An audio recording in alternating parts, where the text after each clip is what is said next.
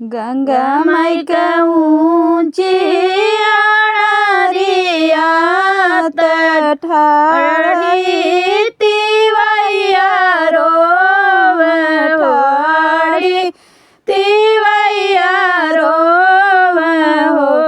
गंगा माई पे कतू नया पनी लहरिया डूबी धसी मर जैती गंगा माई फेंक तू नया पनी लहरिया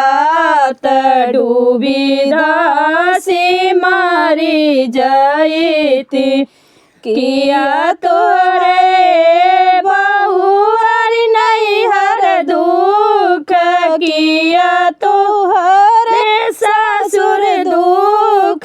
किया तुहरे ससुर दुख हो बहुअर किया तोरा हरि परदेस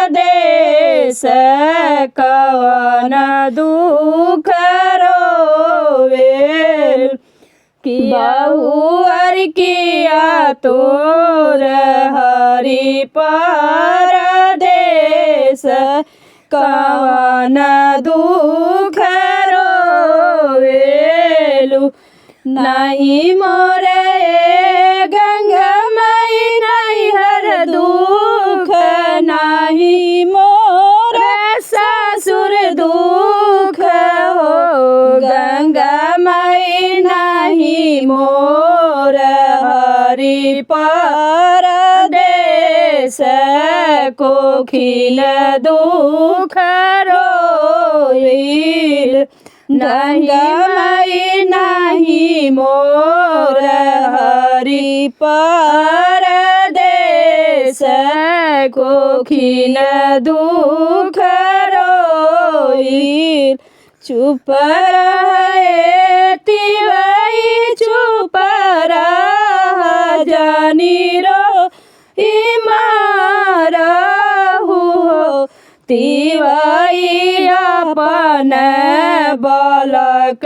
मन मरब तुहर जियाई बन तिवई अपन बलक हम मरब तुहर जियाई बन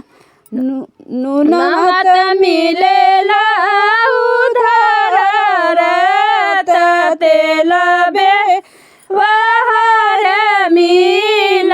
तेल बे वहर मिल गंगा माई को खिया कवन उधार कोखिल दुख रोइल गंगा माई कोखिया कवन उधार कोखिल दुख